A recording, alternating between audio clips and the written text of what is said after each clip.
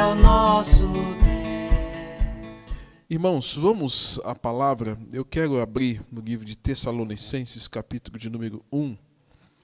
E eu vou ler do verso 1 ao capítulo 2, verso 6. Eu tinha passado para a mídia aqui, que seria capítulo 2, 1 a 6, mas eu vou externar aqui uma alteração na leitura do verso 3 ao verso 6 do capítulo 2. Capítulo 1, 3 a 2, 6. Tá? Que diz assim a palavra do Senhor. Irmãos, cumpre-nos dar sempre graças a Deus no tocante a vós outros, como é justo, pois a vossa fé cresce sobremaneira, e o vosso mútuo amor de uns para com os outros vai aumentando, a tal ponto que nós mesmos nos gloriaríamos de vós nas igrejas de Deus, à vista da vossa constância e fé em todas as vossas perseguições e nas tribulações que suportais. Sinal evidente do reto juízo de Deus, para que sejais considerados dignos do reino de Deus, pelo qual, com efeito, estáis sofrendo. Se de fato é justo para com Deus, que Ele dê em paga tribulação aos que vos atribulam. E a vós outros que sois atribulados, alívio juntamente conosco, quando do céu se manifestar o Senhor Jesus com os anjos no seu poder, em chama de fogo, tomando vingança contra os que não conhecem a Deus e contra os que não obedecem ao Evangelho de nosso Senhor Jesus.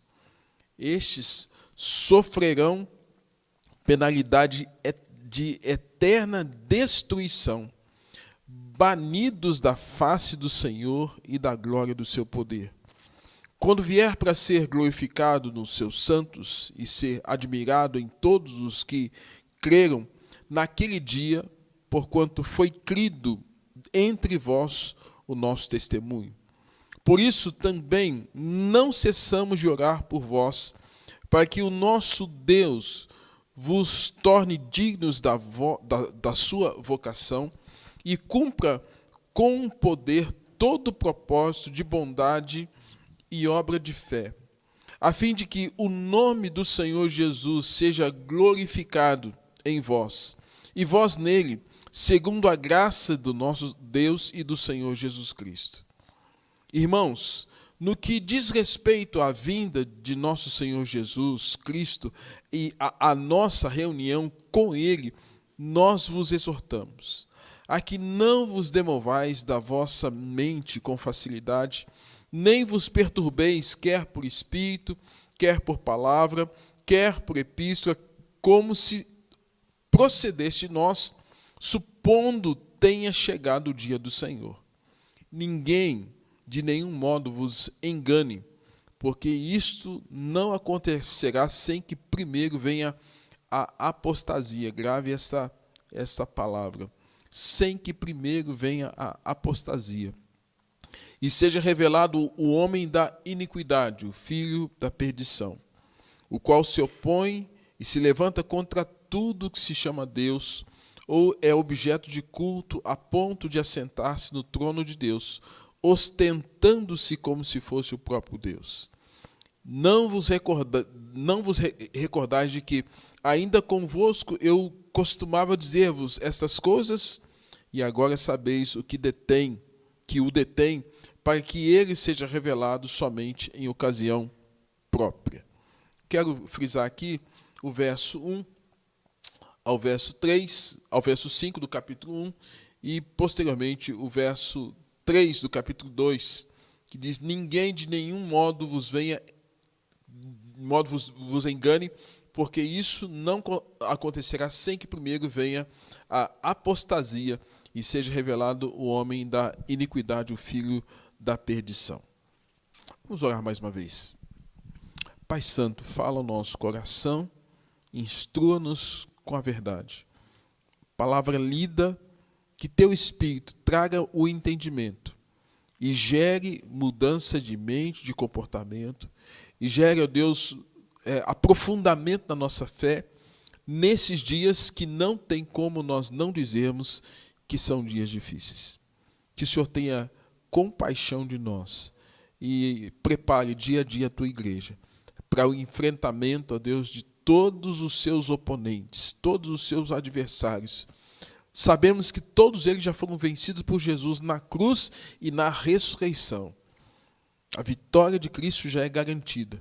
Mas, ó Deus, enquanto tudo isso não é contemplado a nós, igreja do Senhor, fortalece a tua igreja, como nós cantamos hinos que nos trazem fortalecimento espiritual e oramos ao Senhor para que possamos enfrentar esses dias maus, certos da tua companhia, do teu poder sobre nós, em nome de Jesus. Amém. Irmãos, o tema da nossa pregação nesta noite, lutando contra a apostasia. Lutando contra a apostasia. Você pode falar, puxa vida, mas o pastor leu esse texto aqui alguns dias atrás. Sim, eu li do capítulo 2, verso 1 ao verso 6. Se você tem boa memória, eu li de fato esse mesmo texto.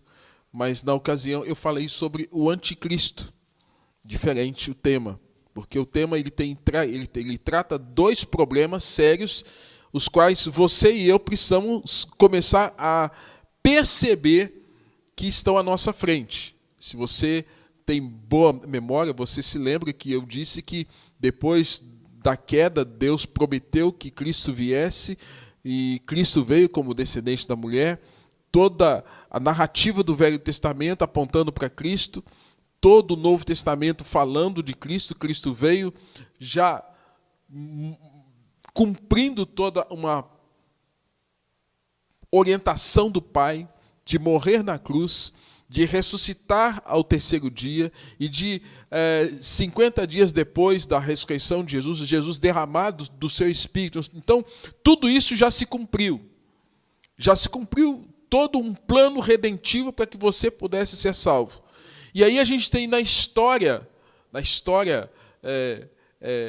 depois do advento de Cristo, vários eventos, dentre eles os apóstolos, dentre eles os pais da igreja, dentre eles um período de trevas, dentre eles um período em que Deus levanta os pré-reformadores, os reformadores, Martinho Lutero, John Hus, John Wycliffe e outros mais, Calvino, e chegando até os nossos dias.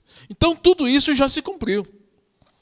O que a gente tem que estar atento? É o que está pela frente, o que está hoje e o que vislumbra a nossa frente.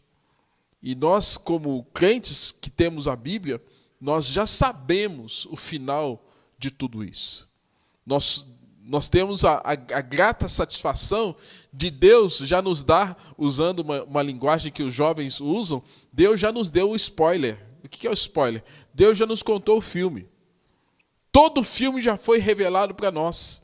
Nós já sabemos o final disso tudo. Mas enquanto o final não chega, que é o triunfo de Cristo sobre todo o poderio do mal, nós estamos aqui na terra, enfrentando todos esses oponentes, esses desafios, e é por isso que você precisa saber o que está à sua frente hoje como crente. E você fala, pastor, isso não tem nada a ver comigo. Tem a ver sim. Tem a ver com você, tem a ver com quem crê e tem a ver com quem não crê. Só que o que crê, discerne. Quem não crê, não discerne. E se você quer ser um crente que faça diferença na sua época, na sua geração, você tem que discernir o que está acontecendo. Não adianta tapar o sol com a peneira. Nós temos que enfrentar e observar o que está à nossa frente. O tema apostasia, irmãos, é um tema que está presente no Velho Testamento e no Novo Testamento. Apostasia são períodos da história, momentos em que a palavra é esquecida, abandonada, rejeitada. A gente tem no livro de 2 Reis um período em que o livro da lei foi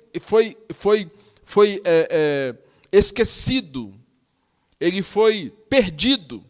E nos dias do rei Josias, Deus levanta todo um cenário em eventos históricos em que o livro é encontrado. Depois de longa data de reis maus, reis perversos, que aboliram o culto, que trouxeram danos à religião judaica, a essa relação do homem com o seu povo por meio do povo judeu, Deus nos mostra que houve períodos na história onde a palavra foi esquecida e o livro foi achado. No período de Esdras, também é um período em que praticamente as verdades de Deus são esquecidas e abandonadas. No entanto, entre o livro de Malaquias e o livro de Mateus, nós denominamos hoje como um período interbíblico, ou período do silêncio, mas, irmãos, foi um período de grande apostasia, grande abandono de Deus, grande abandono da fé, grande abandono das leis de Deus. Portanto, nós temos a realidade da apostasia em momentos do Velho Testamento, e temos apostasia nesse interlúdio entre o Velho e o Novo Testamento, e a apostasia sendo apontada como um dos sinais dos últimos tempos. Apostasia. Essa é a sua luta e a minha luta. Essa é a luta da igreja nos dias de hoje. Introduzindo esse assunto, irmãos, nos faz pensar que Tessalônica era uma antiga cidade da Grécia. O nome antigo era Terme, fonte de águas, ou fonte das águas. O nome foi dado em homenagem à esposa de Alexandre o Grande, Tessaloniki. Hoje é uma das cidades mais importantes da Grécia. Na segunda viagem missionária que Paulo havia passado por Tessalônica, você pode conferir na sua Bíblia lá em Atos, capítulo de número 17, do verso 1 ao verso 6, onde temos a seguinte descrição do que aconteceu em Tessalônica. Tendo passado por Anfípolis e Apolônia, chegaram a Tessalônica, onde havia uma sinagoga de judeus. Paulo, segundo o seu costume, foi procurá-los e por 3 sábados arrazoou com eles acerca das Escrituras, expondo e demonstrando ter sido necessário que o Cristo padecesse e ressurgisse dentre os mortos, e este dizia: Ele é o Cristo Jesus que eu vos anuncio. Alguns deles foram persuadidos e unidos a Paulo e Silas, bem como numerosa multidão de gregos e piedosos e muitas distintas mulheres. Os judeus, porém, movidos de inveja, trazendo consigo alguns homens maus dentre a malandragem, juntaram a turba e alvoraçaram a cidade. E assaltando a casa de Jasão, procuravam trazê-lo para o meio do povo. Porém, não os encontrando, arrastaram Jasão e alguns irmãos perante autoridades, clamando: estes homens que têm transtornado o mundo chegaram também aqui, nesse caso Tessalônica. Os homens que estavam transtornando o mundo, eles tinham uma mensagem. A mensagem é: Cristo é o Redentor, Cristo vive, Ele morreu e Ele ressuscitou de entre os mortos. Só que essa mensagem abalou a vida de muita gente. E muita gente entendeu, discerniu espiritualmente a palavra do Senhor, e eles foram convertidos a Cristo. Isso trouxe inveja, incômodo, como sempre. Como sempre. O Evangelho sempre vai trazer o incômodo aos homens. E pessoas que não discernem o Evangelho e que não são afetadas e tocadas pelo poder do Evangelho, o Evangelho será sempre uma pedra no sapato de muita gente. E é nessa segunda viagem missionária que Paulo, então, está levando a palavra. E aí, na primeira epístola, capítulo 1, verso 9, ele mesmo diz assim: pois eles mesmos, no tocante a nós, proclamam a repercussão que teve o nosso ingresso no vosso meio, e como deixando os ídolos vos convertestes a Deus para servirdes ao Deus vivo e verdadeiro. Ou seja, houve de fato um momento sublime, um grande avivamento em Tessalônica, quando o apóstolo Paulo levou a palavra e houve conversões, gente mudou de vida, e gente que tinha a vida voltada para a idolatria e para todo o ensino pagão, teve a sua vida transformada pelo poder do Evangelho. diz o texto que alguns foram persuadidos e muitos e unidos a Paulo e Silas, bem como numerosa multidão de gregos piedosos e muitas distintas mulheres. Um grande número de mulheres se converteu. Homens e mulheres convertidos a Cristo. Isso no tocante à primeira epístola. O tema segunda vinda, ele vem adentrar agora na segunda epístola de Paulo, escrevendo à igreja de Tessalônica. As citações de Cristo, que haviam sido ditas em Mateus, capítulo de número 24, quando Jesus diz assim, olha, vede que ninguém vos engane, ou fazendo aquele prenúncio de terremotos, e de fomes, de pestes, e de todo um prenúncio de coisas que haveriam de vir no contexto desse cenário que antecede a segunda vinda, Jesus cita que o amor de quase todos haveria de se esfriar. Quase todos. Paulo, então, ele está falando não de uma reunião comum, mas no tocante ao capítulo 2, voltando para o texto de Tessalonicenses, capítulo 2, da segunda epístola, Paulo não estava falando de um encontro comum, mas ele estava falando desse encontro com o Senhor Jesus, o encontro definitivo, que é quando o Senhor Jesus vai voltar para buscar a sua noiva, para buscar aqueles que são dele. É por isso que ele diz assim, olha, irmãos, no que diz respeito à vinda de nosso Senhor Jesus Cristo e à nossa reunião com ele, nós vos exortamos. Ele está falando desse encontro, a nossa reunião com ele. A nossa reunião com ele é a segunda vinda de Jesus. Uma geração que certamente teve muitas músicas que falavam sobre a segunda vinda de Jesus, tem a ver com a geração, digamos, da década de 60 e 70 e um pouquinho da década de 80, onde muitas músicas que eram compostas falavam sobre a segunda vinda de Jesus. Parece-me que a geração dos nossos dias, ela tem um foco mais voltado para exaltar a beleza de Deus, mas nós precisamos de músicas que nos remetam a essa mensagem que fale desse encontro, como nós cantamos aqui, Maranata, ora vem, Senhor Jesus. Mas Paulo está falando dessa reunião com o Senhor. E ele está exortando a igreja de Tessalônica a que não se demovessem mentalmente com facilidade, não perdessem esse foco, não perdessem essa mensagem, que não tivessem nenhum tipo de perturbação de espírito, que não tivesse nenhum tipo de perturbação por palavra, nem por carta, nem por epístola, que é o que ele fala no verso 2, não vos demovais da vossa mente com facilidade, nem vos perturbeis, quer por espírito, quer por palavra, quer por epístola, como se procedesse nós, suponhando ter chegado o dia do Senhor. Então, gente, não fiquem perturbados, não fiquem perturbados com isso.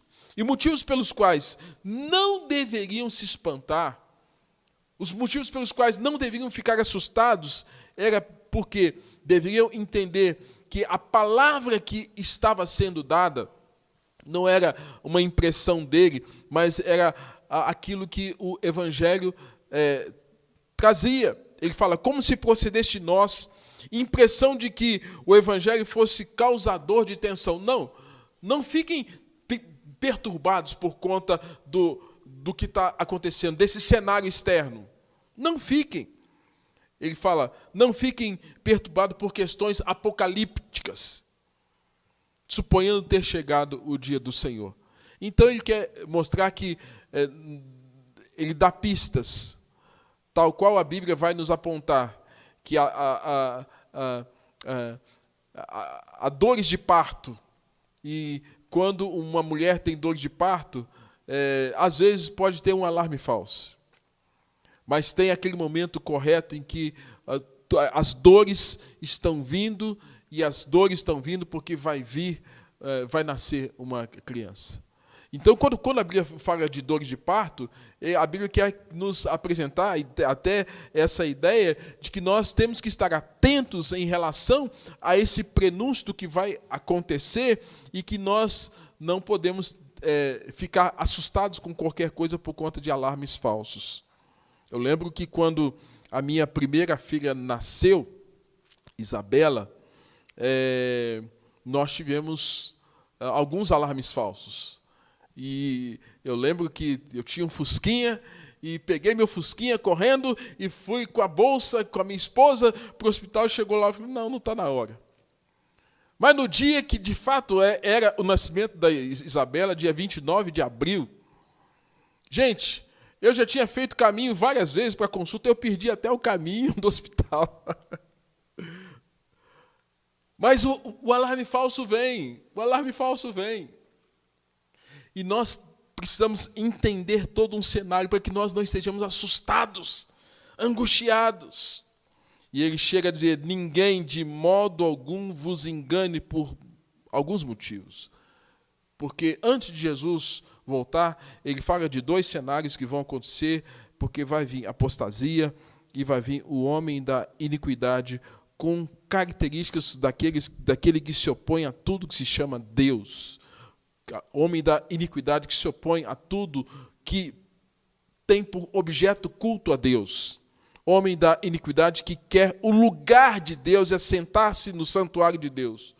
Homem da iniquidade que quer ostentar-se como se fosse o próprio Deus. Então, tem 2 eventos. Eu já falei sobre esse homem da iniquidade, que é o anticristo. Mas quero, nesta hora, estar falando sobre apostasia. Porque antes que tudo isso aconteça, vai vir apostasia. E é por isso que Paulo está lembrando, irmãos, acerca de que aqueles crentes não deveriam ter seus pensamentos confusos em relação à segunda vinda, mas que deveriam estar atentos, enfrentando, lidando com todos esses cenários. Alguns anos atrás, nós achávamos que, de fato, a gente estava no fim, quando a gente começou a ver a ISIS, o Estado Islâmico, matando, degolando pessoas que confessavam serem cristãos. Certamente, naqueles dias, algumas pessoas, nossa, Jesus Cristo está vindo porque, olha, estamos passando por um grande número de perseguição, crentes morrendo. De fato, morreram lá, diminuiu, mas continuam crentes morrendo, e continuam crentes sendo perseguidos pelo mundo afora. Parece-me que o que nós estamos vislumbrando nos dias de hoje não é um outro cenário, não mais com a ISIS, mas com um regime comunista que tem, de alguma forma, crescido e tomado corpo no mundo todo, e o comunismo tem como premissa o Estado como Deus. E o comunismo tem como premissa de que, na verdade, a fé é o ópio da humanidade. A vida cristã é o ópio. E é nesse sentido, meus irmãos, que nós precisamos estar atentos, que é um cenário que está se vislumbrando. E que dia a dia, a despeito de a fé cristã estar sendo posta na parede, posta na prensa, passando pelo fogo, é preciso que nós estejamos atentos ao que Paulo está nos escrevendo. Ele diz que não devemos demover as nossas mentes. Ele diz que tem alguém que vai deter esse opositor. Ele disse que o Senhor está no controle de todas as coisas, que a despeito de qualquer possibilidade de intervenção contra a fé cristã, a Bíblia fala que o Senhor nosso Deus está no controle. Mas o que eu gostaria que você pudesse estar pensando comigo aqui é o que nós temos que fazer para lutar contra a apostasia. O que significa apostasia? Apostasia não se refere a crentes verdadeiros que têm a vida eterna e então se afastam da verdade, que é uma contradição em termos. Nós cremos na doutrina da perseverança dos santos, o quinto ponto do calvinismo. O Senhor Jesus diz que toda ovelha que chega a Ele, de nenhuma forma, de nenhuma maneira, Ele vai lançar a mão dela, mas Ele sustém. O Senhor sustém as nossas vidas. O Senhor cuida de nós. Nós temos que ter essa convicção. Termos essa certeza. Então, o que tem a ver com essa apostasia? Quando nós olhamos para a parábola das sementes, nós começamos a entender de fato o que é apostasia. Porque na parábola das sementes, Mateus capítulo 13, nós temos o cenário de 3 circunstâncias e uma quarta produtiva. O primeiro cenário, o solo rochoso, a palavra chega, mas o solo é duro, a palavra não penetra. Segundo, à beira do caminho, a palavra cai, a palavra chega, mas ela não produz. Ela não produz porque é pisada, ela é arrebatada. A que cai no meio dos espinhos é a palavra que chega, que começa a produzir, mas é sufocada pelo mundo, pelas tentações, pelas dificuldades.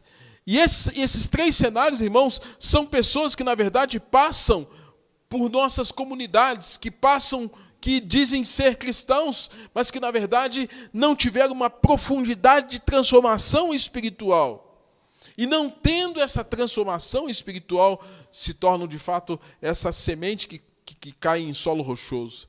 Essa semente que cai à beira do caminho. Essa semente que cai no meio dos espinhos. Sendo que aquela que cai em solo fértil é aquela que a palavra chega e o solo absorve aquela semente. E a semente germina no coração, a palavra germina no coração e produz aquilo que Jesus chama de nova vida, que produz uma transformação, uma nova criatura, gera uma metamorfose, uma transformação do indivíduo, da mente, da vontade, do endereço final, que ele ia para o inferno, agora vai para o céu. Isso é conversão. Apostasia, irmãos, é um fato muito real e visível sobre o qual nós deveríamos ser alertados. A Bíblia diz que não é suficiente fazer uma profissão de fé inicial se nós não dermos frutos da mudança de vida. Porque muitas pessoas podem, de alguma forma, serem impactadas pela emoção de ouvirem o Evangelho e, de repente, esse impacto não gerar a transformação necessária, mas apenas um verbalizar sem haver uma transformação do coração. Apostasia tem a ver com algumas questões que nós precisamos estar atentos. E a Bíblia vai nos apresentar isso. E Paulo está chamando a atenção exatamente dessa questão. Jesus advertiu, e por se multiplicar a iniquidade, o amor se esfriará de quase todos. Jesus advertiu a Pedro, quando afundava, homem de pequena fé. Quais as estratégias você tem usado, que você tem pensado, que você tem buscado para enfrentar essa apostasia? Alguém pode dizer assim, pastor, mas eu tenho a certeza da minha convicção, da minha salvação, que eu não vou para o inferno. Mas é bem provável que, se você não tiver a atenção necessária, a sua fé pode se esfriar. É bem provável que, se você não tiver um zelo em relação à sua vida espiritual, à sua oração, à sua leitura bíblica, à sua devoção, a sua fé pode se esfriar. E uma fé fria, uma fé morna, você se lembra o que Jesus diz? Diz que fica a ponto de vomitar. Ninguém gosta de tomar água morna. A água morna faz mal. E faz mal até para o Senhor nosso Deus. a ponto de dizer que está a ponto de vomitar. Então, alguns ficam na ideia, eu sempre falo que nós não podemos ficar na ideia de sermos crentes de 3 S's, salvo, sentado e sossegado. Uma ideia até equivocada de que agora que eu estou salvo, eu não preciso lutar contra o pecado, eu não preciso mais lutar contra as trevas, não preciso orar mais, não preciso esmerar-me na minha vida devocional, na minha vida com Deus, no meu testemunho cristão. A gente acha que agora que a gente foi selado para a eternidade, nós não precisamos fazer mais nada disso. Irmãos, lê do engano. A carta de Paulo é exatamente para isso, para chamar a atenção do povo, da igreja, dessa igreja que Paulo, lá em Atos capítulo de número 17, pregou, ensinou, a palavra chegou, um grande avivamento aconteceu em Tessalônica, abraçaram a fé, mas agora eles estavam diante de um cenário que Paulo chama a atenção, para que eles não perdessem aquilo que conquistaram. Irmãos, e Deus aqui nos ensina que Ele não pede coisas difíceis para que nós estejamos enfrentando e lutando contra a apostasia. Deus não nos pede coisas difíceis para que a nossa fé seja firmada mais e mais nele. Sabemos que quanto à salvação, nós somos monergistas. Mas quanto à santificação, nós somos sinergistas. Quanto à salvação, é Deus quem salva. É Deus quem chama, é Deus quem abre os nossos olhos, abre o nosso entendimento, transforma a nossa vida. Mas quanto à santificação, que nos prepara para o enfrentamento de lutas e nos prepara para desfrutarmos da presença do Senhor, é uma luta nossa. E agora que nós temos o Espírito Santo dele sobre a nossa vida, nós temos condição de dizer não para o pecado, não para o mundo, não para a carne, para vivermos a vida de Deus. E é por isso que a Bíblia nos ensina, santificai-vos para amanhã, porque o Senhor fará maravilha no meio de vós. Deus trabalha em nós a nossa santidade por meio do Espírito Santo, a sua palavra e o seu sangue, mas Deus também quer a disposição de cada um de nós estarmos lutando contra o pecado. Então Deus nunca pedirá coisas difíceis para você, para que você lute contra a apostasia. Paulo destaca algumas características presentes na igreja dos crentes de Tessalônica, de que precisam ser vistas também nas nossas vidas. A primeira delas, volta aí para o capítulo 1, verso de número 3.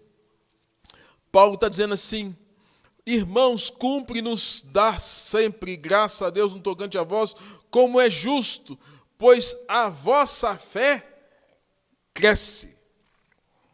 Primeira coisa que você tem que estar atento. Deus deseja, Deus quer que a sua fé dia a dia cresça. Por isso que ele faz aquele desafio que se a nossa fé for como um grão de mostarda, e eu não sei se você já viu um grão de mostarda, é pequenininho, bem pequeno. Mas quando você vê o resultado daquele grão de mostarda, você vê algo tremendo.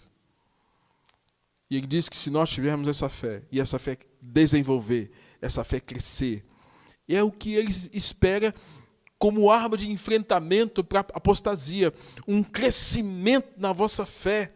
Então, é preciso que você exercite a sua fé, que você busque mais conhecimento das verdades do Senhor e viva tal qual Romanos capítulo 1, verso 16. O justo viverá pela fé. Uma fé que cresce. É uma arma de enfrentamento contra a apostasia. Paulo fala ainda, além de ter essa fé que se desenvolve, pois a vossa fé cresce sobremaneira, e o vosso mútuo amor. Mútuo amor.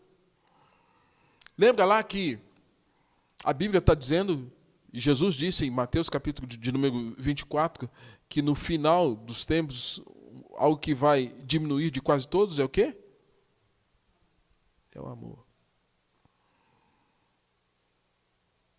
É o amor. E parece que hoje, né, hoje eu fui lá acompanhar o sepultamento do pai da Sandra, e a gente sempre aprende. Parece que o mundo de hoje não quer que a gente demonstre nem mais amor para com os nossos afetos, os nossos parentes. Muitas pessoas estão sendo sepultadas sem que os amigos, tal qual eu preguei semana passada, velho, e chorem os seus mortos. Não dá tempo nem de chorar os mortos.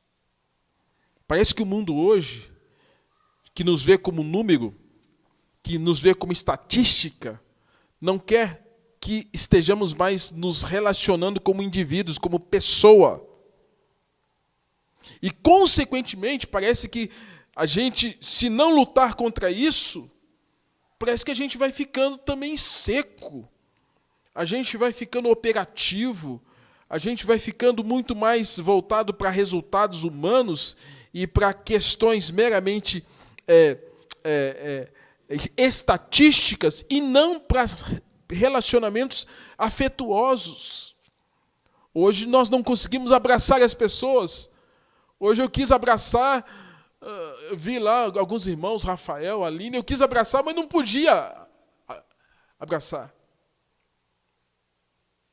A minha filha, quando veio de São Paulo, quando houve lá uma declaração de que não haveria mais trânsito de ônibus interestaduais, ela chegou de São Paulo, fui pegá-la em Contagem, na garagem da Cometa. Minha filha, eu não pude abraçar a minha filha. Aí eu fiquei numa sensação horrível. Não posso abraçar. Amados, e se a gente acostumar-se com isso, isso vai tirar de nós aquilo que é de mais precioso Deus nos deu, que distingue de todos os animais. Os animais respondem por instinto, nós respondemos por afeto. E por pior que seja o ser humano, ainda que ele seja alguém dominado por um quadro de psicopatia, é um ser humano. Imagina quem tem ainda um quadro de normalidade, que tem relação de afeto. Eu amo meu pai, eu amo a minha mãe, eu amo meu irmão na fé, eu amo as pessoas. E parece-me que nós estamos sendo impostos a não revelarmos esse amor. Então eu vou instigar você a ter o mesmo comportamento da igreja de Tessalônica. Para você lutar contra esta apostasia, ame. Ame. Aprenda a amar. Desenvolva no seu amor. 1 Coríntios capítulo de número 13 nos ensina isso, que o caminho excelente é o caminho do amor. Então pratique mais esse amor sacrificial, esse amor que se dá em prol do outro, essa atitude altruísta. Não deixe de manifestar o seu gesto de amor, mas também o seu gesto de firmeza quando você vê uma coisa errada. Jesus era assim. E para nós enfrentarmos, irmãos, esse tempo em que vislumbra apostasia, nós precisamos crescer na fé, mostrar amor. Terceiro, verso 4, a tal ponto que nós nos gloriamos de vós nas igrejas de Deus, à vista da vossa constância e fé. Constância e fé, ou seja, uma característica de enfrentamento de tempos de apostasia é termos constância na fé. À vista da constância e fé em todas as vossas perseguições e tribulações que suportais. Como é que tem sido a sua vida espiritual? É uma montanha russa ou é uma linha crescente? Muitas pessoas podem estar vivendo uma vida espiritual como se fosse uma montanha russa. Hoje eu estou lá em cima, amanhã eu estou lá embaixo. E, amados, nós não temos mais tempo para vivermos essa montanha russa infantil. infantilizada. Nós não temos mais tempo para isso. O tempo urge. Estado de vigilância. É por isso que, a despeito da perseguição, nós precisamos ter essa constância. E essa constância e essa perseverança, de maneira que nós estejamos crescendo dia a dia na nossa comunhão com Deus, enfrentando as oposições, enfrentando as dificuldades, enfrentando as tribulações. Eram constantes, conforme o texto, constância e fé em todas as perseguições, oposições. Lá naquele tempo, a igreja de Tessalônica passou por oposição. Você viu aqui o texto de Atos mostrando o fato de que entraram na casa de Jasão para perseguir e para maltratar Paulo e Silas. Já naqueles dias, entraram na casa dele para poder trazer prejuízo, para destruir a vida de Paulo. E Paulo nem por isso abandonou a fé e a sua convicção. E era isso que ele queria que a igreja de Tessalônica aprendesse, a servir o Senhor a despeito de todas essas dificuldades, com essa constância. E nada melhor do que o exemplo de Jó, com todas as perdas que Jó teve, para mostrar alguém que, a despeito de perdas e tribulações e dificuldades, mostra a sua constância. Em Jó capítulo 2, verso 22, diz que a desgraça tinha abatido a casa de Jó. Jó, diz o texto, que os sabeus, os caldeus, vieram, fogo do céu veio. Jó perde 10 filhos, mortos pelos sabeus. Jó tem os seus servos mortos ao fio da espada, seus empregados mortos, os animais mortos. Mas isso é tribulação, isso é angústia. Os crentes de Tessalônica passaram por perseguição, que é um sofrimento de natureza opositora, maldosa, perversa, por tal qual o que Jó passou. E Jó enfrentou, como a igreja de Tessalônica haveria de enfrentar, e como Paulo ressalta que eles já tinham passado por aquele tempo, e que enfrentaram aquele tempo com firmeza, com resiliência, com capacidade de enfrentamento. Passaram pelo enfrentamento das dificuldades, certos da presença de Cristo. Isso implicava em que alguns sinais haveriam de ser manifestos. Sinal de que você é considerado digno do reino de Deus, porque é isso que o apóstolo Paulo vai trazer depois na carta à igreja de Tessalônica. Segundo, é um sinal de alívio, mesmo diante da certeza do grande julgamento de Deus, que o Senhor vingará toda a injustiça cometida contra aqueles que são filhos de Deus. Então, meu irmão, para você que está aí passando por todo esse processo de luta, de enfrentamento, de perseguição ou de tribulação, a Bíblia está dizendo aqui para nós que o Senhor vai estar conosco. Que o Senhor vai estar conosco. E por fim, uma quarta virtude que Paulo encontra na igreja de Tessalônica é que Paulo, lá no capítulo de número 1, no verso de número 12, ele fala assim: a fim de que o nome de nosso Senhor Jesus seja glorificado em vós, e vós nele, segundo a graça do nosso Deus e do Senhor Jesus Cristo. Tudo que você está passando. Como é que a gente canta aqui? Aqui eu tenho aqui o Neemias, tenho a Miriam, tenho a Aline. Porque dele, por ele, para ele. Porque dele, por Jesus. Por meio dele, Jesus, são todas as coisas. Coisas boas e coisas ruins. Alívio e dor. Dias bons e dias maus. Porque dele e por ele, para ele são todas as coisas. Dias bons, parece que a gente está no céu. Mas dias maus em que parece que a gente fala assim, Deus, onde é que o Senhor está? Deus, onde é que o Senhor está? Que o Senhor não me responde. Onde é que o Senhor está? Que o Senhor está vendo que eu estou sendo oprimido? Senhor, onde o Senhor está? Porque eu estou sendo maltratado. Senhor, onde o Senhor está? Porque tem vindo só notícia ruim batendo a minha porta.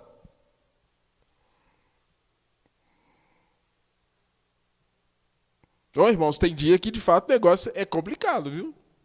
Tem dia que o negócio é complicado. Tem dia que o negócio está ruim, o carro dá um problema, alguém te dá uma notícia ruim, alguém fala alguma coisa ruim com você, porque dele e por ele.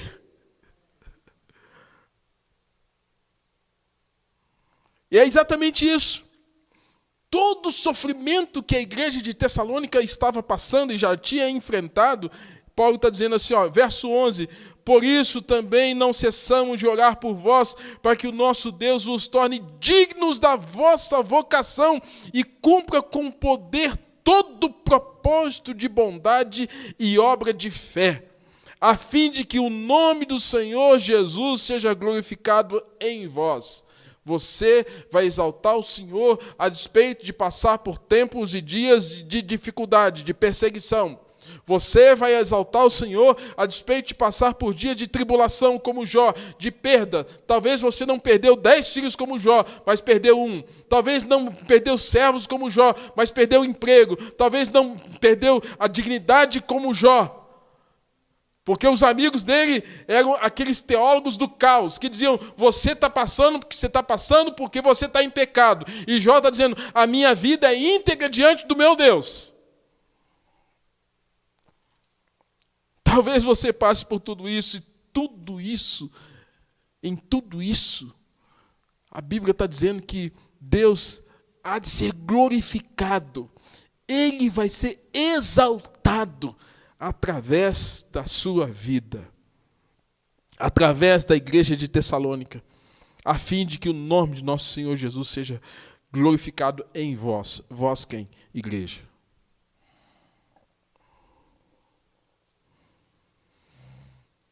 Ele os elogia, os encoraja a viverem de tal forma que estivessem crescendo na fé, aumentando o amor, sendo constantes diante da perseguição e da tribulação, e por fim glorificasse o nome do Senhor Jesus, a fim de que o nome de Jesus seja glorificado em vós e em vós e vós nele, segundo a graça.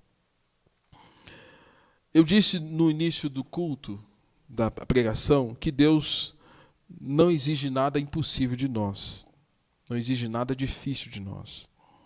Nós é que, às vezes, de acordo com a nossa ótica, ou da nossa cosmovisão, e nossa falta de fé, incredulidade e limitações, às vezes distorcemos aquilo que Deus facilita. Nós é que atrapalhamos muitas vezes. Por isso que louvamos a Deus que a obra do Senhor vai à frente a despeito de nós, a despeito de mim e de você, porque nós somos fracos, nós somos pecadores e a glória é tão somente dele.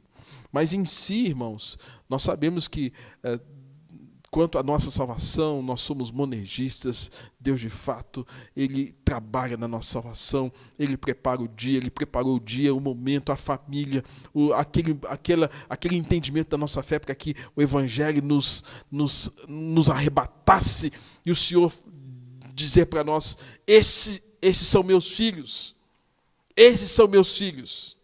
Mas nós sabemos que nós temos uma carreira cristã, tal qual Paulo fala em Filipenses, que nos está proposta, e essa carreira cristã, e essa vida cristã, e essa caminhada com o Senhor, exige de nós, dia após dia, o entendimento do que está acontecendo. Como foi necessário para os dias de Abraão entender o que Deus queria dele em relação a sair de Ur dos Caldeus e ir para uma terra prometida. Como Deus tinha um propósito na geração de Moisés, Deus mostrar para Moisés o que ele queria em relação não somente a ele, mas um povo que haveria de ser liberto do cativeiro egípcio. Não somente para Moisés, mas para José, que agora está no Egito, tendo uma influência preciosa para que todo um cenário fosse preparado para que Deus usasse o povo hebreu a despeito de tempo de escravidão posterior àquilo e levantasse uma nação forte. Que Deus usasse Josué, que Deus usasse Samuel. Cada um desses irmãos da fé tiveram que entender o cenário em que eles estavam para serem usados por Deus naquela geração, naquele contexto.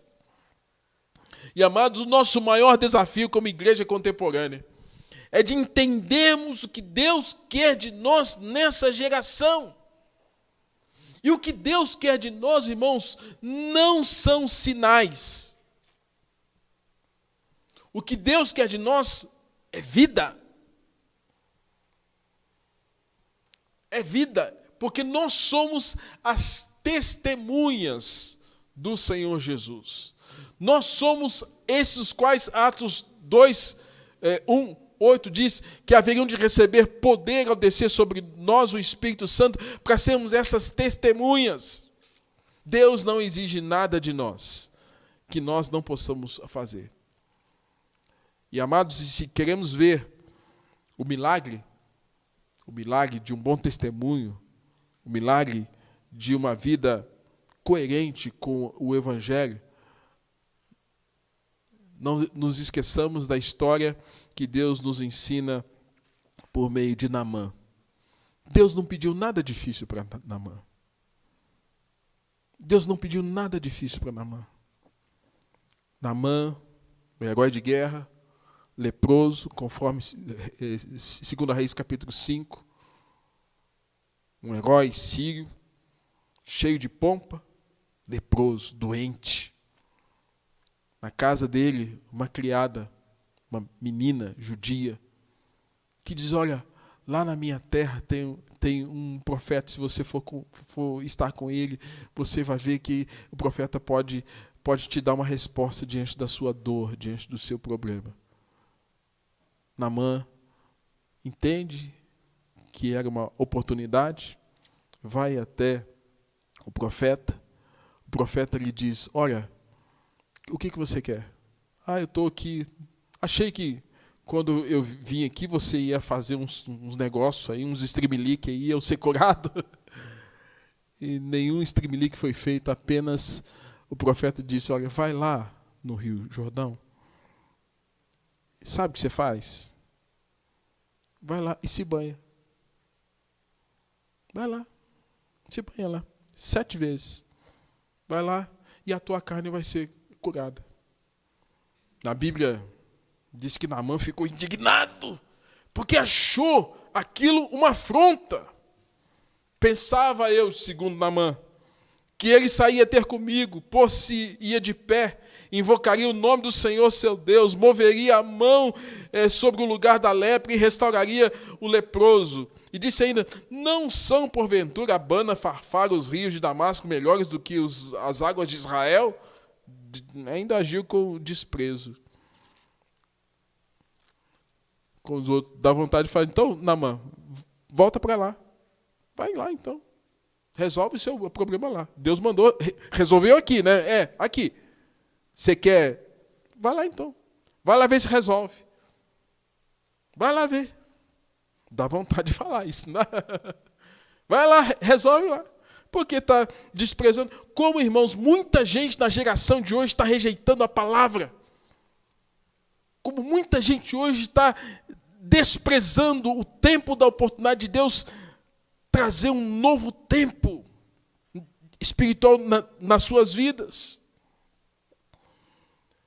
Ainda bem que havia uma pessoa consciente que chegou para Naamã e disse assim, Naamã, um dos oficiais argumenta, meu pai, se te houvesse dito o profeta alguma coisa difícil, acaso não o farias? Ele só disse, lava-te e você vai ficar limpo. Não foi uma coisa difícil. Vai lá, faz isso. Meus irmãos, quando nós olhamos para esse cenário aqui, apocalíptico, que trata da questão do anticristo, que trata da questão da apostasia, que Paulo fala que a gente tem que fazer? Olha, cresça na fé. Olha, ame mais.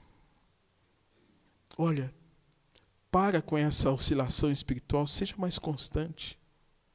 Olha, saiba que tudo que está acontecendo na sua vida, boa ou ruim, perseguição ou tribulação, tudo isso serve para que Deus seja glorificado através da sua vida. É coisa difícil? Não é coisa difícil. Só se tornará coisa difícil quando o pecado embaçar as nossas mentes e corações e nos impedir de viver isso. Viver uma fé crescente, viver um amor crescente, viver essa constância de fé, sem quedas, crescente, e experimentarmos uma vida que glorifique o nosso Deus. Uma vida que exalte o Senhor nosso Deus. É isso que Deus quer. E eu faço um paralelo com a pergunta: meu pai, se te houvesse dito o profeta alguma coisa difícil, acaso não o farias? Ele só te disse: vai e fica limpo. Vai e viva isso aqui. Vá e desenvolva a sua vida cristã. Você que nos assiste, você que está em casa, você que tem acompanhado as pregações, você que é membro da Igreja do Vale, você que não é membro da Igreja do Vale, mas é de Jesus. Vai, viva isso aqui. O Senhor está pedindo coisa difícil? Evidentemente que não. Irmãos, assim nós podemos entender o seguinte: para que vocês não estejam se apostatando, não abandonando, não dando costas para Cristo, para a igreja, para os irmãos e para o reino de Deus, Paulo chama a nossa atenção para desenvolvermos uma fé crescente, confiança, certeza no agir de Deus. Que o amor de vocês aumente proporcionalmente ao que Deus tem manifestado a você, porque Deus nos ama imensamente e nós não podemos compreender a altura, a largura e a profundidade do amor do Senhor. Sejam constantes nas dificuldades. Pare com a oscilação. Vivam glorificando e exaltando a Cristo e o Senhor exaltará a vida de vocês. Traduza. Aplique isto em sua vida para que a sua fé não esmoreça. Lute contra a apostasia do seu coração. Lute contra a apostasia do seu coração. Quanto à fé, comece a observar quais são os seus problemas e que você precisa exercitar a sua fé para que a sua fé seja desenvolvida. Amar.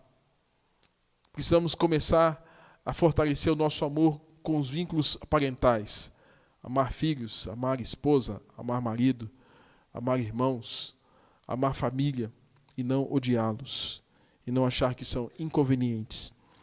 Sermos constantes no desenvolvimento da nossa fé, não vacilantes, e glorificarmos o Senhor através da nossa vida. Assim, glorificaremos o Senhor através dos nossos atos. Só lhe deu glória. A Deus toda glória. Que Deus assim nos abençoe. Nós estaremos orando, colocando diante de Deus as nossas vidas, encerrando o nosso culto, após com o tríplice amém. Senhor Deus, nosso Pai, obrigado pelo momento que pudemos estar aqui, levando a palavra do Senhor.